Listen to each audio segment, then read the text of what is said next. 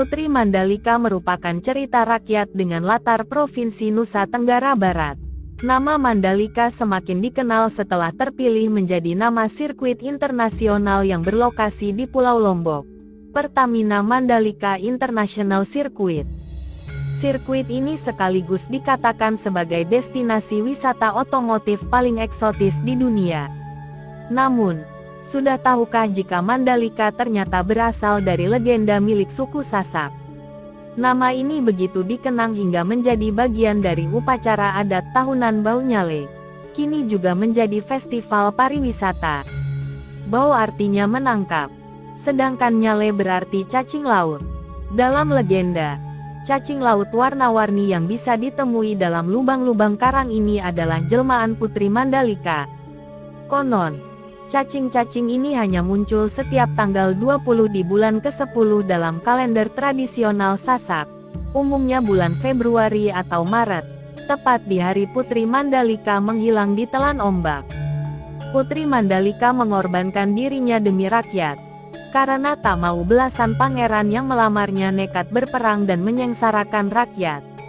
Meninggalkan raja, ratu, dan rakyat yang mencintainya hanya bisa mengingat Putri Mandalika lewat upacara adat setiap tahun. Putri Mandalika dikenal sebagai sosok yang rupawan dan bijaksana, jauh dari rasa egois karena ia tak menaruh kepentingannya di atas milik orang lain. Dalam kasus ini, warga kerajaan Sekar Kuning. Tak kalah penting, karakter lain dalam cerita ini adalah orang tua sang putri, Raden Panji Kusuma dan Dewi Seranting yang dikenal arif dan memiliki tenggang rasa tinggi terhadap sesama. Selanjutnya adalah para pangeran yang melayangkan pinangan untuk Putri Mandalika, digambarkan bersifat tamak dan sombong. Berikut cerita lengkap tentang pengorbanan Putri Mandalika. Alkisah berdirilah kerajaan yang menghadap ke hampar Samudra Hindia, Kerajaan Sekar Kuning di negeri Tonjeng Beru. Sang raja, Raden Panji Kusuma juga dikenal dengan sebutan Tonjeng Beru, memiliki istri bernama Dewi Seranting. Keduanya terkenal rupawan. Mereka pun hidup harmonis dan memerintah dengan bijaksana hingga rakyat hidup sejahtera. Hari yang dinanti tiba. Raja dan ratu dikaruniai keturunan. Seorang putri berparas cantik yang diberi nama Mandalika. Melihat sikap sehari-hari orang tuanya, Putri Mandalika tumbuh menjadi gadis santun, rendah hati, dan sangat menyayangi rakyat. Ia bahkan rela membantu warga dengan tangannya sendiri, tanpa memikirkan jika dirinya adalah seorang ningrat. Tak heran jika Putri Mandalika juga dicintai rakyat hingga selalu dibanggakan sampai ke pelosok negeri.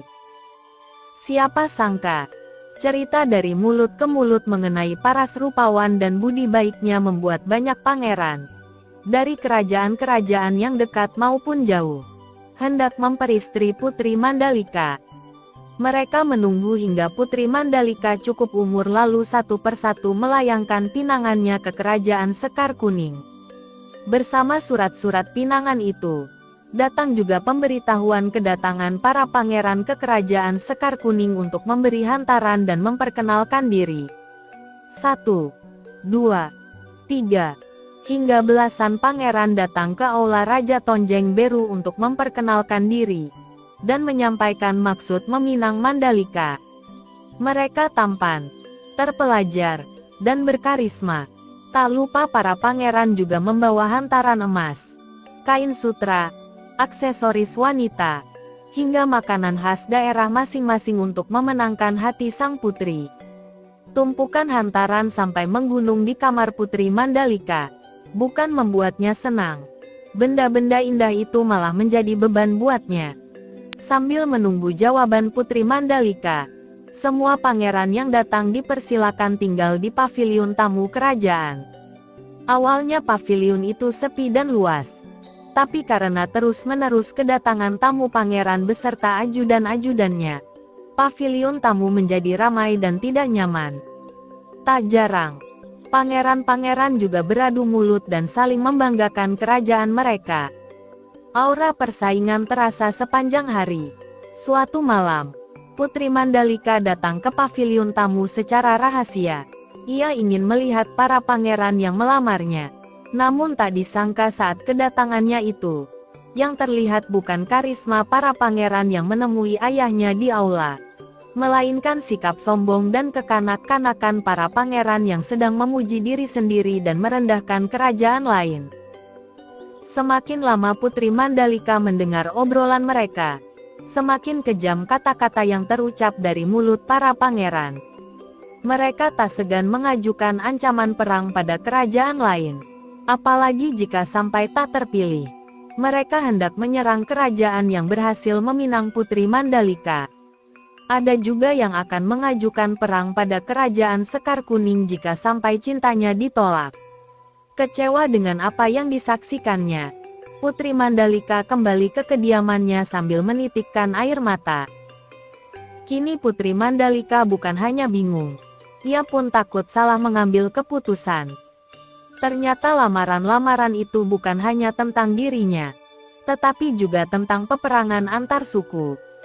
Akhirnya Putri Mandalika memutuskan berkonsultasi kepada ayah dan ibunya yang bijaksana. Tak bisa dimungkiri, Raja dan Ratu pun merasakan kebingungan serupa. Keduanya menyarankan Putri Mandalika untuk meminta petunjuk pada Sang Maha Pencipta. Jawaban apapun yang Putri Mandalika dapatkan, Raja dan Ratu akan menerima dan mendukungnya. Bertolaklah Putri Mandalika untuk bersemedi di tebing pantai seger untuk mendapatkan jawaban yang dicarinya. Setelah 3 hari bersemedi, Putri Mandalika mengundang para pangeran untuk datang ke tebing pantai seger saat fajar pada hari ke-20 bulan 10. Pilihan waktu ini dianggap janggal, hingga membuat banyak orang penasaran. Berita ini juga terdengar hingga ke telinga rakyat kerajaan Sekar Kuning dan kerajaan sekitar. Hari yang ditunggu tiba. Kawasan pantai seger kini dipadati penduduk yang ikut penasaran akan jawaban Putri Mandalika. Sang putri tiba diiringi kedua orang tua dan pengawalnya sambil berjalan kaki. Ia terlihat mempesona. Wajahnya terlihat makin rupawan dalam balutan busana sutra warna-warni yang ia kenakan. Rambutnya panjang terurai di bawah mahkota. Matanya terlihat tegas sekaligus teduh. Putri Mandalika menuju ke ujung tebing tertinggi sendirian, membuatnya terlihat di antara kerumunan orang. Saat sinar matahari menyinari dirinya, Putri Mandalika mengatakan dengan lantang jika ia menerima semua pinangan para pangeran. Pernyataan Putri membuat bingung semua orang. Katanya, jawaban itu adalah yang terbaik yang ditunjukkan Sang Maha Pencipta. Putri Mandalika diperlihatkan pandangan jika menerima hanya satu saja pinangan, perang besar akan terjadi. Putri Mandalika melanjutkan, katanya semua pangeran baik untuknya. Tetapi para pangeran harus menjadi pemimpin yang lebih baik untuk rakyat, karena yang ia inginkan hanyalah kesejahteraan rakyat. Sebaliknya, perang hanya membawa kesengsaraan bagi rakyat. Ia pun mengucap terima kasih atas pinangan dan kasih sayang semua orang padanya. Kemudian Putri Mandalika membalik badan menghadap ke samudera, lalu melompat ke lautan disambut ombak besar yang menelan tubuhnya. Melihat putri kesayangan jatuh ke laut, Raja segera menceburkan diri ke air untuk mencari anaknya. Diikuti oleh para pangeran dan seluruh rakyat yang berkumpul di pantai seger. Namun dari ratusan orang yang mencari, tak ada satupun yang menemukan tubuh Putri Mandalika. Yang terlihat di dalam air malah ribuan biota laut serupa pita yang menjuntai berwarna-warni. Warnanya sama dengan kain sutra yang dikenakan Putri Mandalika, hingga banyak orang yang terkecoh dan menangkapnya.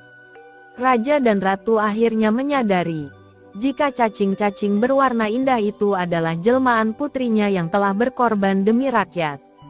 Akhirnya, Raja dan Ratu memerintahkan rakyat untuk mengumpulkan cacing-cacing itu dan membawanya pulang.